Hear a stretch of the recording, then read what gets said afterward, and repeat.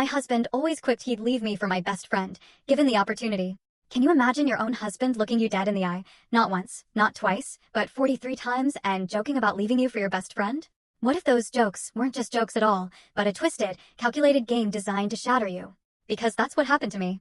My husband, Keith, had this thing he'd say whenever my best friend, Natalie, came over. It was always the same line: if I had the chance, I'd leave you for her in a heartbeat. He'd laugh then, a big, booming laugh, like he'd just delivered the funniest punchline in the world. Natalie would shift uncomfortably, her eyes flicking to me with a mix of apology and embarrassment. I'd just force a tight smile, my stomach clenching. Just a joke, he'd insist, usually patting my arm. Don't be so sensitive. But it chipped away at me, piece by painful piece. He said it everywhere. At dinner parties, he'd loudly declare, "Man, Natalie, if you ever get tired of your boyfriend, I'm available. You just have to get rid of my wife first." The polite laughter that followed felt like a physical blow. When Natalie helped us move, he'd announce, "Natalie's so helpful, unlike some people. Hey Nat, wanna trade places with my wife?" Even at my own birthday party, he toasted, "35 looks better on Natalie than you, babe." If she'd have me, I'd already be gone.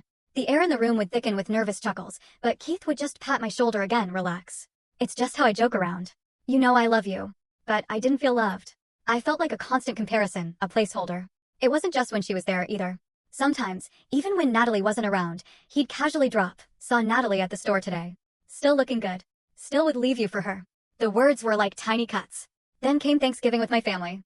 In front of my mother, my father, my sister, everyone, he announced, "You know who should have married into this family? Natalie. She's basically perfect. Too bad she met me second." My mom looked utterly horrified. My dad cleared his throat, a warning he never actually followed up on. My sister, bless her, finally asked Keith if he was drunk. He just laughed it off. "Can't a man appreciate beauty?" he scoffed. My voice was barely a whisper. "I'm sitting right here, Keith." He just shrugged. "Yeah, but Natalie's not." I finally pulled him aside, desperate. "It makes me uncomfortable when you say that stuff," I pleaded.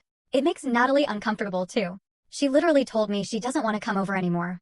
He rolled his eyes, dismissive. "She loves the attention. All women do." My blood boiled. "She doesn't love it, Keith. She has a boyfriend. She thinks you're creepy." He bristled. "I'm not creepy. I'm honest. If honesty bothers you, that's your problem." My heart sank. There was no getting through to him. Then, just a week later, Natalie came over to help me prep for a huge work presentation. Keith came home early. Full story video added in below.